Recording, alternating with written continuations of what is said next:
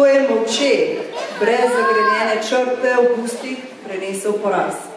Obrnila sem se stran, da skrijem sijoče oči. Močarni. Moja otroka sta odrasla in moje življenje se je umirilo. Postalo je drugačno kot takrat, ko sta bila mala. Takrat je bilo pestro, razgibano, polno vsakdanjih novih doživetij, ljubezni, smeha, razmetavanja pospravljenega stanovanja, igric, pravljic, glasnega nemira in še in še. Potem sta odšla. Vse je bilo prazno. Kako sem jo pogrešala.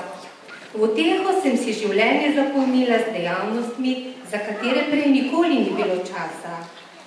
Potem pa ste prišli vnuki. Posijalo je sonce in v moje življenje je prišla pomlad.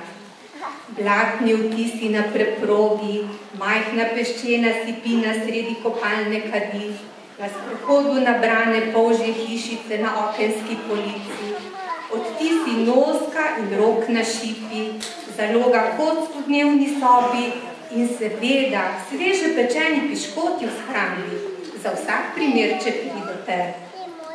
Moje urejeno življenje ste obrnili na glavo. Okna, zaprta pred mrazom, ste odprli na stežaj. V moje življenje ste prinesli vrisk radosti, veselja, sreče. Prinesli ste upanje in dogodivščine.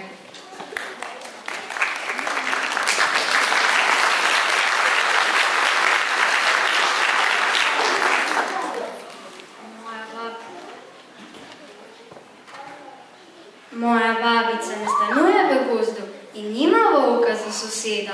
Prav nič pravično ne izgleda, ko v računalniku poseda. Moja babica razume, zakaj se trma kuha, da bolj kot zelenjavna juha. Za fanta zdravi so piškoti in se razbije kaj, res lepo pomoti. Moja babica pozna za vsako mojo težavo, zdravila ravno prav. Na koncu pa zavliš še pravljico in objem dobiš. Meni se takole zdi, se za mano strinjaš tudi ti. Babice so na svetu samo zato, da je vnukom lepo.